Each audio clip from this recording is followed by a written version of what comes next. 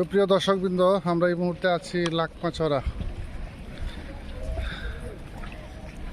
পানির ঝর্ণা। পাহাড় থেকে পানি এসে এখান দিয়ে প্রবাহিত হয়েছে।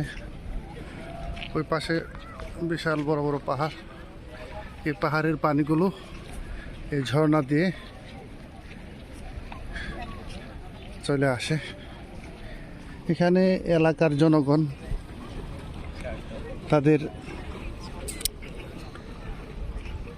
রুটি রোজগারের প্রধান হাতিয়ার হচ্ছে বালু উত্তোলন এবং পাথর উত্তোলন।